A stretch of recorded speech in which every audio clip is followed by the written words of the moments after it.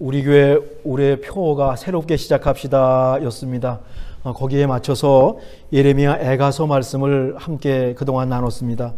아무리 힘들어도 그 한가운데 소망을 발견하는 사람이 그리스도인이다는 것을 저희들이 발견했고 또 깨달았습니다. 아무리 고난이 막 겹쳐서 밀려와도, 사방에서 밀려와도 차근차근 대처하면 그 한가운데 하나님이 숨겨놓으신 소망이 있습니다. 이것을 발견해내고 또 아무리 어려워도 이 소망이 있음을 믿기에 이 소망을 잃지 않고 소망을 살고 소망을 전하는 사람이 바로 하나님 백성, 또 우리가 해야 될 사명이요 몫이라고 했습니다. 올 한해 아침마다 새롭게 찾아오시는 성실하신 하나님을 만나기 원합니다. 아침에 눈 뜨자마자 새 아침을 주시고 우리 하나님 새롭게 나를 찾아오셔서 너무 감사합니다. 하나님과 더불어 내가 하루를 시작하고 또 하나님 도와주시옵소서, 나도 하나님 편에 서겠습니다. 기도하면서 다시 시작하고 새롭게 시작하는 하루하루가 되기를 간절히 원합니다. 십자가에 죽으시고 부활하신 우리 주 예수님을 믿는 이 기독교가 시작되고 전파되는 과정을 살펴보면 이건 신비롭다, 도저히 될 수가 없는데 이런 일이 벌어졌구나는 생각을 하게 됩니다. 예수님은 다윗의 고향이고 지금은 이제 아주 유명한 곳이 됐지만 이 베들레헴이라고 하는 것은 아주 작은 도시입니다. 당시 세상에서는 아무도 알아주지 않는 그냥 시골일 뿐입니다. 예수님께서 자라고 생활하신 이 나사렛 역시 갈릴리 지방에 있는 그냥 주변 마을입니다. 나사렛에서 무슨 선한 것이 나올 수 있겠느냐는 말이 생길 정도로 존재감이 없는 동네였습니다. 저기 로마 제국을 놓고 오면 유다라고 하는 것은 지도에 있듯이 그냥 있으나 마나한 큰 화살표로 표시해야지, 근데 그 중에서 베들레헴, 그 중에서 나사렛, 이건 없는 겁니다. 나사렛 예수라고 하는 말은요, 저기 시골 마을 출신, 별것 없는 동네 목수의 아들 예수라고 하는 뜻입니다. 근데 이상하게도 그 예수님을 믿는 기독교가 300년 정도가 지나면서 로마 제국이 공인하는 종교가 됩니다. 물론 그렇게 되기까지 많은 사람이 목숨을 잃었고 핍박과 박해를 다 견뎠습니다. 또 아이러니하게도 핍박과 박해가 사라지니까 기독교가 더 타락하는 이런 일도 생기긴 했습니다. 히브리서 11장은 명예의 전당, 믿음의 조상 아브라함부터 믿음이 훌륭한 성경의 인물들을 명예의 전당처럼 다 모아놓고 소개하고 있습니다. 이 히브리서 11장 후반부로 가면 히브리서가 기록될 당시에 기독교인들에게 닥친 어려움을 암시하는 대목이 나오는데, 히브리서 11장 36절과 38절 제가 한번 읽습니다. 또 어떤 이들은 조롱을 받기도 하고 채찍으로 맞기도 하고 심지어는 결박을 당하기도 하고 감옥에 갇히기까지 하면서 시련을 겪었습니다. 또 그들은 돌을 맞기도 하고 톱으로 켜기도 하고 칼에 맞아 죽기도 하였습니다. 그들은 궁핍을 당하며 고난을 겪으며 학대를 받으면서 양과 염소의 가죽을 입고 떠돌았습니다. 세상은 이런 사람들을 받아들일 만한 곳이 못 되었습니다. 그래서 그들은 광야와 산과 동굴과 땅굴을 헤매며 다녔습니다. 이게 로마가 자랑하는 신을 믿는 것도 아니고 제우스라든가 그 유명한 아리스토텔레스라든가 소크라테스라든가 그리스 철학도 아니고 말이죠. 저기 팔레스타인 변방 나사렛 출신 예수님을 믿는 믿음을 놓고 저런 고난을 당하고 심지어 목숨을 내놓았다라고 하는 것입니다. 지금 이상하지 않습니까? 자기 목숨과 예수님을 믿는 믿음을 바꾼 것인데 이거 결코 쉬운 것이 아닙니다. 무언가 특별한 것이 있었기 때문에 목숨까지 내놓고 예수님을 믿었겠지요. 그 특별한 것이 무엇일까? 그것은 부활이었습니다. 예수님의 부활. 죽어도 살 수 있다는, 죽음이 끝이 아니라 영원한 생명이 있다는 그 믿음, 부활 신앙 때문에 이들은 목숨을 내놓고 예수님을 믿을 수 있었습니다. 십자가에 죽으신 예수님께서 사흘 만에 부활하신 것을 눈으로 목격한 베드로를 비롯한 사도들, 또 사도들의 가르침을 받은 사람들까지 예수님의 부활을 확실히 믿었기에 목숨을 아끼지 않고 믿음을 끝까지 지킬 수 있었습니다. 이들에게 기독교는 죽음을 넘어서는, 그래서 죽음도 두렵지 않은 생명의 종교였습니다. 과연 우리에게 이런 믿음이 있는지 모르겠습니다. 우리는 오늘 왜 이 자리에 모였는지 모르겠습니다. 잘 되기 위해서? 평안하기 위해서? 근데 옛날 그 초대교회 사람들은 예수님의 부활을 기념하기 위해서 유대인들의 안식일을 내버리고, 구약의 안식일을 내버리고 예수님이 부활하신 주일 아침에 그들은 모여서 예수님을 찬양했습니다. 우리도 그렇게 오늘 모였는 줄 믿습니다. 죽음이 두렵지 않다면 말이죠. 죽음이 두렵지 않다면 세상의 그 무엇도 두려울 것은 없는 겁니다.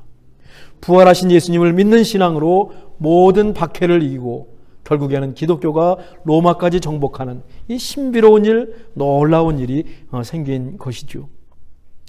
앞으로 우리가 살펴볼 사도행전은 이 누가복음과 짝입니다. 누가복음의 후속편입니다. 누가복음에서는 예수님의 탄생부터 갈릴리 예루살렘 사역, 십자가의 죽으심과 부활까지 차례로 기록했고, 누가는 역사가요 의사라고 알려지고 헬라인입니다. 사도행전은 예수님께서 하늘로 올라가신 장면을 시작으로 오순절 성령 강림과 복음이 땅끝까지 전파되는 과정을 기록했습니다.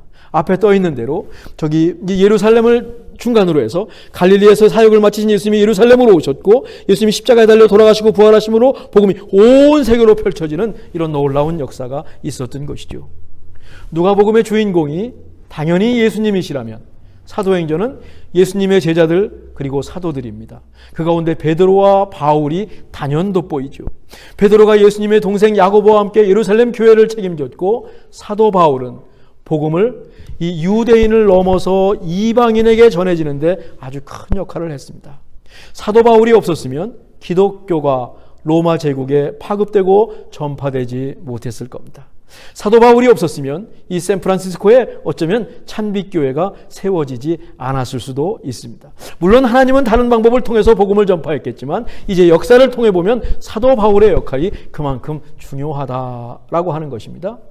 사도행전을 이끄는 또 하나의 강력한 힘이 있었습니다. 그건 뭔가 하면 성령 하나님이십니다. 사도행전의 주제절은 사도행전 1장 8절입니다. 글씨가 크니까 우리 한번 읽어보실까요? 오직 성령이 너희에게 임하시면 너희가 권능을 받고 예루살렘과 온 유대와 사마리아와 땅끝까지 이르러 내 증인이 되리라. 이 오순절에 성령이 임하니까 예수님 말씀대로 사도들이 복음의 증인이 되었고, 예루살렘부터 땅끝까지 복음을 전하는 증인이 되었습니다. 여기 증인이라고 불리는 헬라어가 마르투스라고 하는 말인데, 여기서 순교자를 가리키는 영어 마더라고 하는 말이 나왔습니다. 그러니까 예수님의 증인이 된다는 것은 목숨을 내놓고 복음을 전하고 증거했다. 그렇기 때문에 복음이 로마 제국 300년 만에 거기를 다 어쩌면 정복했고, 온 세상 땅끝까지 복음이 전해질 수 있었고, 예수님의 약속이 그대로 성취되었는데 그 동인이 무엇입니까? 강력한 힘이 무엇입니까? 성령 하나님. 오직 성령이 너희에게 임하시면, 말 그대로 성령의 역사. 그래서 사도행전을 성령 행전이라고 부릅니다. 복음이 이렇게 갈릴리와 예루살렘을 넘어서 로마 제국 한가운데 땅끝까지 전파되는데 실제로 큰 역할을 한 교회가 하나 있었는데, 다음 주까지 살펴볼 안디옥 교회입니다. 안디옥은요, 우리에게 익숙한 명칭입니다. 우리 베이 지역 그 바트, 마지막 동쪽으로 향하는 바트 마지막 역 이름이 엔티악, 안디옥입니다. 성경에서 왔습니다. 안디옥은 로마 제국의 수도인 로마, 그리고 이 아프리카 북쪽의 알렉산드리아, 그리고 세 번째로 가장 큰 로마 제국의 도시였습니다. 엄청난 도시였습니다. 인구가 20만 명, 또 어떤 사람들은 50만 명까지 추산하는데 또 30만 명도 추산하고, 뭐 2000년 전 일이니까 이때는 다 추정하는 겁니다. anyway, 20만 명도 엄청 많은 겁니다. 50만 명이라면 진짜 많은 겁니다. 우리 샌프란시스코 인구가 현재 2019년인가요? 20년 현재 87만 명입니다.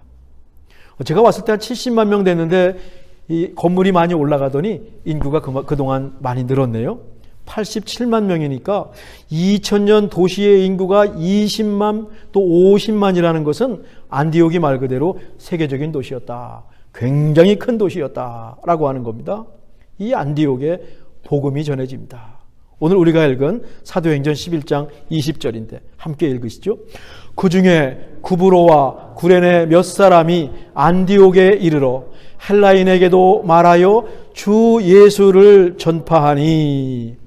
구브로라고 하는 것은요, 지중해 상에 떠 있는 사이프러스, 지도가 있을 것 같아요. 사이프러스라고 하는 그 섬입니다. 구레네라고 하는 것은 이 북아프리카 북부 도시 사이리니라고 하는 그런 도시입니다. 구레네 하면 생각나는 사람이 있죠. 예수님의 십자가를 대신 지고 골고다 언덕을 오른 구레네 시몬입니다. 이 사람이 바로 아프리카 출신이었어요. 근데 왜 이 사이프러스라고 하지 않고 구브로 구레네라고 하는가? 헬라어의 발음이 구브로 구레네에 더 가까워서 우리 개역성경이 그렇게 번역을 한 것이죠. 이 구레네 시몬 외에도 예루살렘에는 이 구레네에서 온 사람들, 구브로에서 온 사람들, 그 사람들이 모여 살았던 것 같습니다.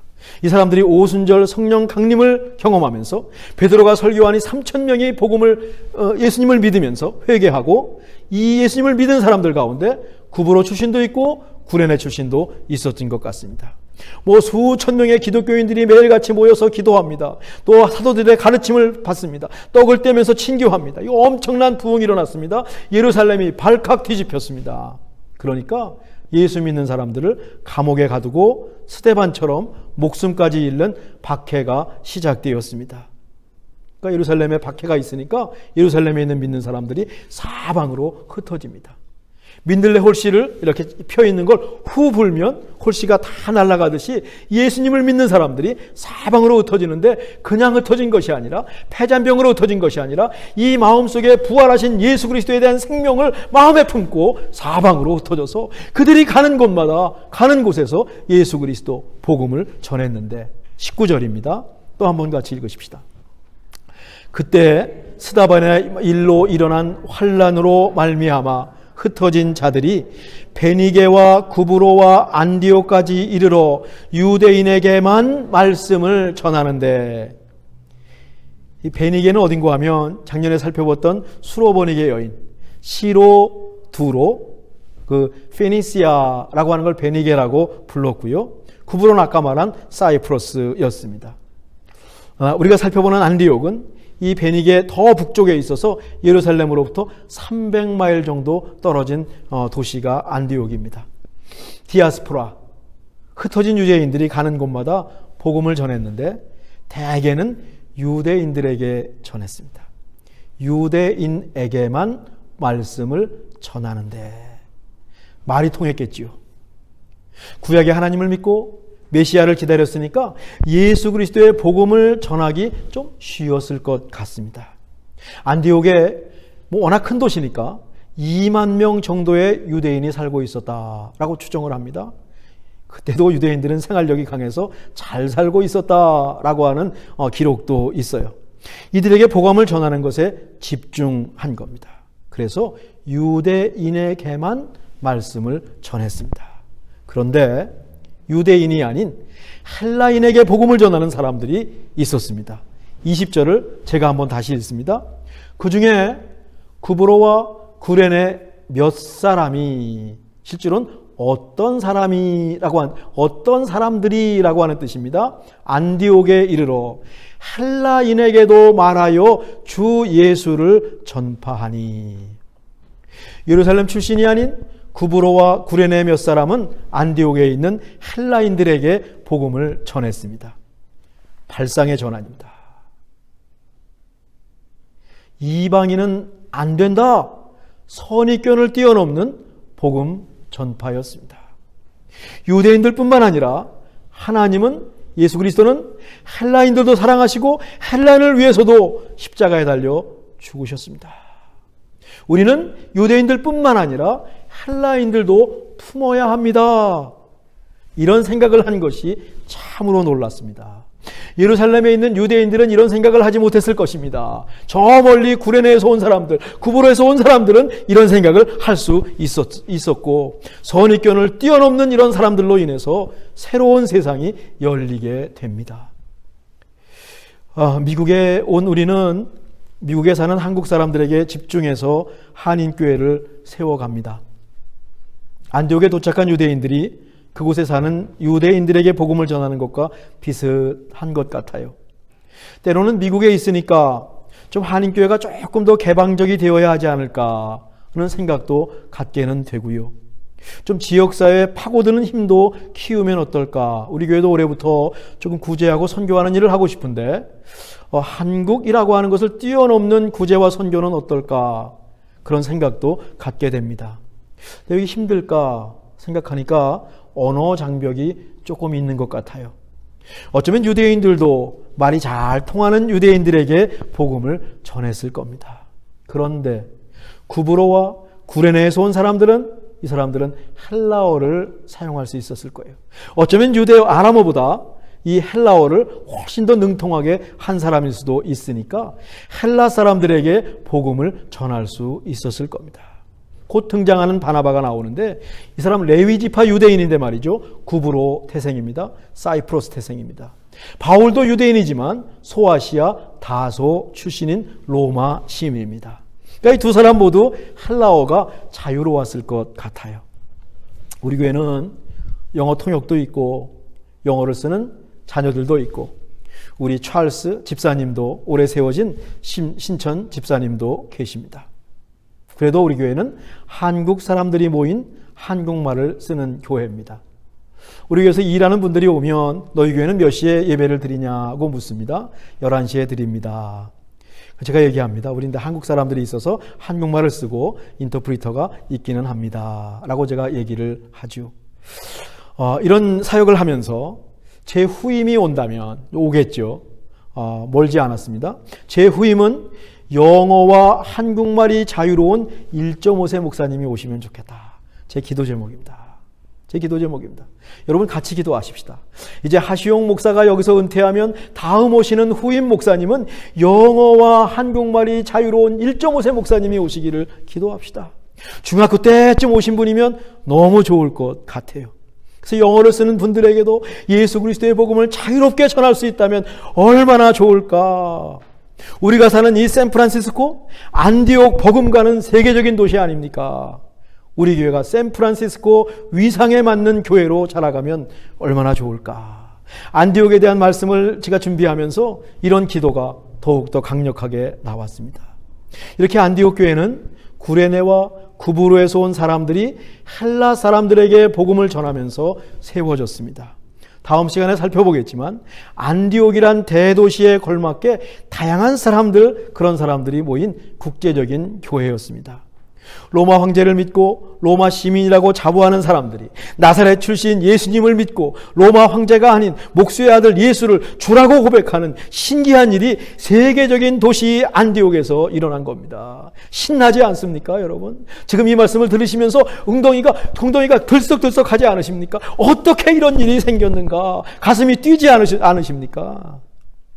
물론 바로 앞 사도행전 10장에서 베드로가 로마의 백부장 고넬료에게 복음을 전하는 장면이 나오죠. 하나님께서 다 말씀하셔서 고넬료에게 복음을 전하고 고넬료의 가정이 세례를 받고 예수님을 믿습니다. 베드로가 깜짝 놀랐습니다. 예루살렘 교회에다가 이곳에서 고넬료가 이방인 백부장이 세례를 받고 예수님을 믿었습니다. 보고하지 않습니까?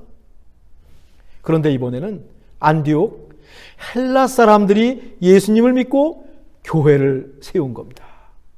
안디옥에 다민족 교회가 세워졌다는 소식이 300마일 떨어진 예루살렘까지 전해집니다. 쉬운 일이 아니죠. 그렇다면 이건 뭡니까?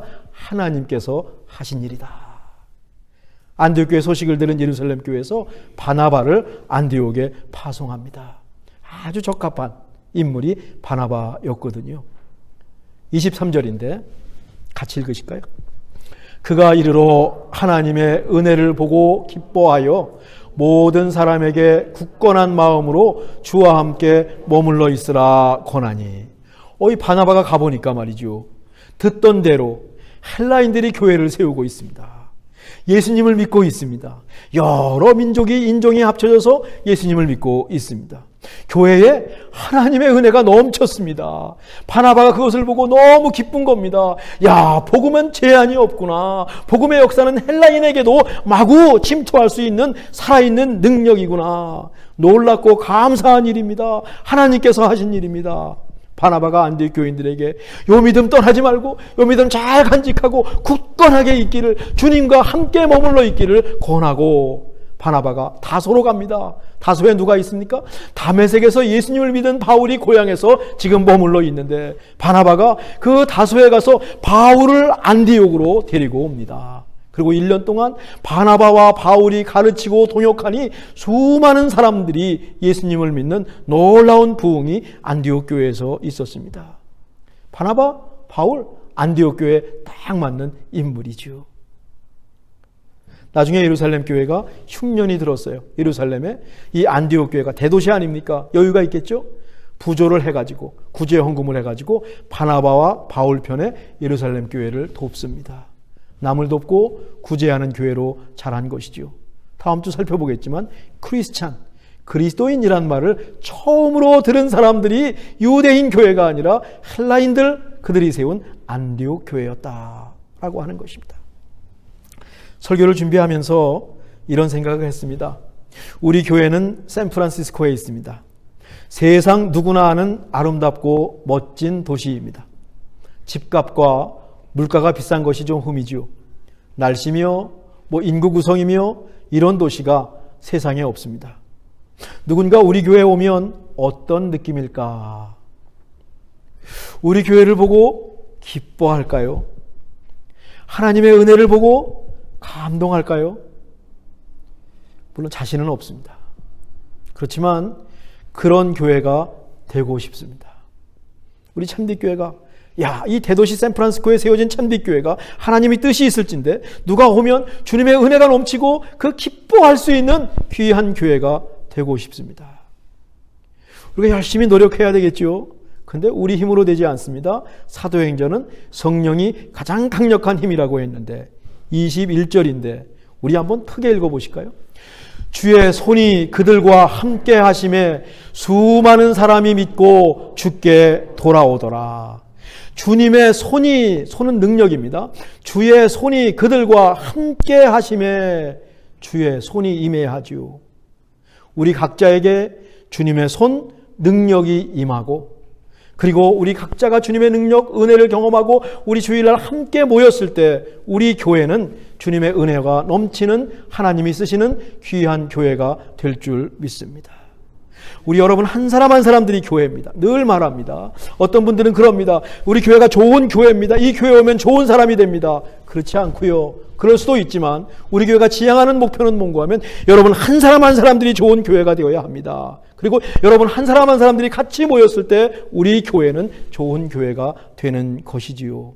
우리 한 사람 한 사람. 그래 우리 교회는 교회에서 액티비티보다도 세상으로 나가는, 이 세상에 흩어지는 교회를 지향하는 목회를 또 사역을 하고 있습니다. 이번 사도행전 말씀을 나누면서 우리 안에 이런 영적인 일이 일어나면 얼마나 좋을까. 새로 시작합시다 라는 표 이후에 사도행전 말씀을 택한 이유이기도 합니다. 하나님이 하시는 일은 예측 불허일 때가 있습니다. 사도행전 말씀은 그것을 성령의 역사라고 알려줍니다. 안디옥 교회에 교회가 세워진 것도 안디옥에 교회가 세워진 것도 예측 불허입니다. 성령의 역사입니다. 예루살렘 사도들이 아니라 아프리카 구레네에서 온 사람들과 지중해 성 구브로에서 온 사람들이 안디옥에 내려가서 헬라인들에게 복음을 전할 생각을 했다는 것, 이거 파격입니다. 발상의 전환입니다. 신기한 계획, 예측 불허의 새로운 계획을 실제로 실행한 하나님의 사람들이 있었는데 이것도 성령의 역사입니다. 2월도 하순에 접어들었습니다. 어쩌면 화살처럼 지나가는 세월 속에서 하나님께서 하시는 예측 불허의 일, 깜짝 놀랄 일을 볼 수 있다면 얼마나 좋겠습니까? 우리 삶에서 새롭게 일하실 하나님의 손길을 기대합니다. 우리의 생각을 뛰어넘는 깜짝 놀랄, 그리고 기쁜 일이 우리 앞에 닥치길 간절히 기대합니다. 간절히 원합니다. 그리고 우리도 이 안디옥에 가서 헬라 사람들에게 복음을 전할 발상의 전환을 한 사람들, 다른 사람들은 유대인에게만 복음을 전하는데 헬라 사람들에게 복음을 전하기로 생각한 이 발상의 생각의 전환을 한 사람들, 와, 이런 창의력을 저기들이 발휘하면서 우리 다음 한 주간 동안 살면 얼마나 좋겠습니까? 이런 깜짝 놀랄 일을 행하고 깜짝 놀랄 일을 기대하는 한 주간 되기를 간절히 원합니다. 기도하겠습니다.